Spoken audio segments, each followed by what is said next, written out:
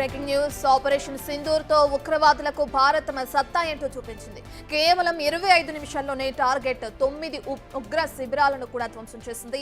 ఈ దాడి కోసం అమ్ముల పొదిల నుంచి అత్యాధునిక ఆయుధాలను బయటకు తీసింది. స్కాల్ప్ క్షిపణులు, హ్యామర్ బాంబులు, ఆత్మహత్య డ్రోన్లు వాడినట్లు కూడా తెలుస్తుంది. నిజానికి మిలిటరీ ఆపరేషన్ లో ఎలాంటి ఆయుధాలు వాడారన్నది బలగాలు అధికారికంగా ఎప్పుడూ ప్రకటించవు. కానీ శత్రువులను వైపు జరిగిన నష్టాన్ని, అక్కడ జరిగిన విధ్వంసాన్ని బట్టి ఎలాంటి ఆయుధాలు వాడారో అర్థం చేసుకోవచ్చు.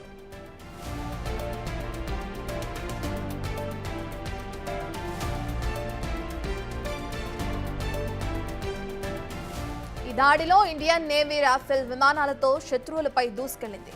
ఈ యుద్ధ విమానాలతో SCALP క్షిపణులను, అలాగే హ్యామర్ స్మార్ట్ బాంబులను ప్రయోగించింది.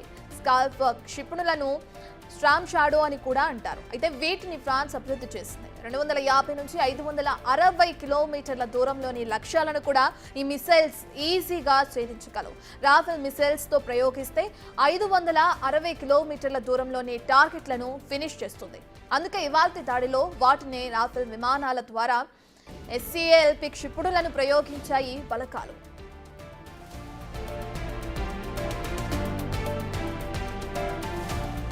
ఈ స్కాల్ప్ క్షిపణులతో పాటు హ్యామర్ స్టార్ బాంబులను కూడా వాడింది ఇండియన్ నేవీ. వీటిని బలమైన బంకర్లను ధ్వంసం చేసేందుకు ప్రయోగిస్తారు.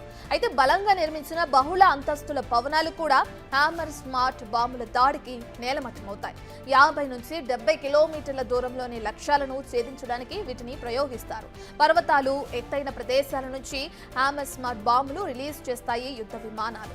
అయితే టార్గెట్ను బట్టి ప్రయోగించే ఎత్తును నిర్ధారిస్తాయి.